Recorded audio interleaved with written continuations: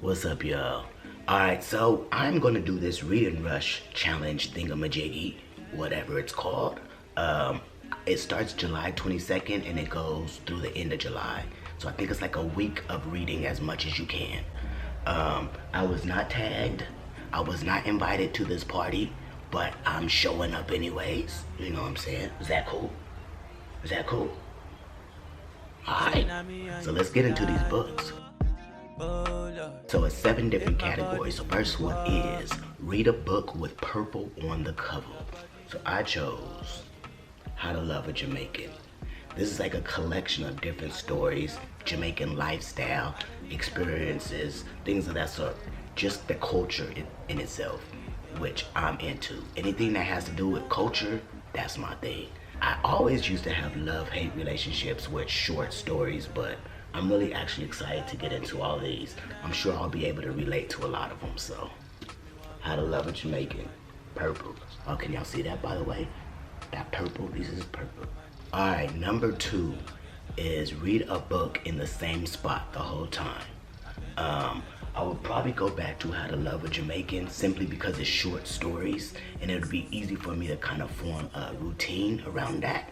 So like every day when I get home, I'll go in my reading corner and read a story or two.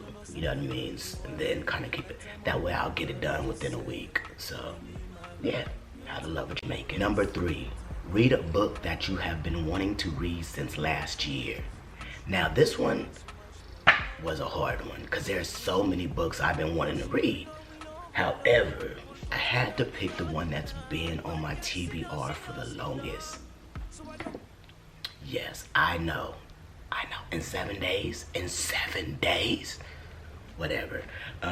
What happened was, recently I read the autobiography of Malcolm X. I had never read it before because it was intimidating. The thickness just was like, I did not want to go there. But I kind of started chipping at it this year. And I realized I got through it a lot faster than I thought I would. And I was super excited that I read the book. I mean, I learned so much. I had assumed so much, but really knew nothing about them. You know what I'm saying? And I'm thinking this is going to be the same situation. I'm going to get through this. I am going to get through this. For sure. I kind of feel it's like my duty to learn about our leaders. You know what I'm saying? My honor, I guess you'll say. So I'm really excited about that. All right. Number 4. I don't really know what number I was doing right there. Number 4, an Arthur's first book. For this one, I chose Mr. and Mrs. Doctor. I don't know if you guys can see that. This is Julie Iromania's, I think that's how you say it. Julie Iromania. Julie. Whatever. This is her first book. It's about a Nigerian couple in an arranged marriage who moved to Nebraska, I believe, to start their whole new life. The only problem is Job, who's the husband, he's a doctor, but he's not really a doctor. He's pretending to be a doctor. I don't know how deep his pretending goes. Like, I don't know if he's performing surgeries like that deep. Like, how did he get his papers? Is he in a hospital? I don't know. All is going well until his ex-wife shows up. Evidently, he had used her for a green card before. And so she came back, she's pissed off, and she's ready to tell everybody that he's not really a doctor. I don't know how that's gonna end up, but I'm excited to find out. Boom. So that's Mr. and Mrs. Doctor. Number 5, read a book with a non-human character. This was probably the hardest one out of all of them. What I did, I went through my nephew's little corner and he had these 3 books.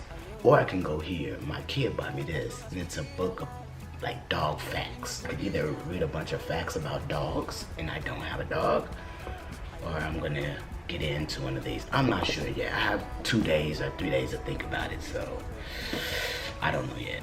I wonder if I could use the Mandela as a non-human character, since sometimes they were treated like they were non-human. I don't know, I guess that's kind of stretching it. Number 6, read a book with 5 words or more in the title. For that, I chose Mr. Smith Goes to Prison. Stranger, let me just tell you guys, I was at the Goodwill and I told myself, Kamari, get a different type of book. I usually stick with black authors around, African authors, biographies, and I told myself, get something different. So I'm looking around and I see this white face right here. And I'm thinking, that's different. Then, coincidentally, this guy is a senator that was raised in a black area, predominantly black area, played ball, ends up going to prison for a year and a half over some little thing he did dealing with his campaign, and hangs out with all the brothers, you know what I'm saying? And he did African American studies in college. Like, what is the chance that I pick up this book? No, I'm just really interested to see if he's gonna tell the truth, or what experience is he really gonna have? Like, is he gonna get the real experience? Are they gonna be easy on him? It's gonna be like a vacation? Is he gonna be up in there trying to teach everybody everything? I don't know, but I'm into it. Mr. Smith goes to prison. All right, last but not least, number 7 is to read a book and also watch the movie, or read a book that has a movie or something like that. And y'all already know I got my work cut out for me with this Nelson Mandela. So that is going to be my number 7, because I believe there's a movie that came out in 2013. So I haven't seen it. Yeah. So I'm going to read that and then get into the movies. Alright, so that's my reading rush. Like, y'all can find me on Goodreads, Kamari Lyrical, all that good stuff. Alright, y'all. Peace.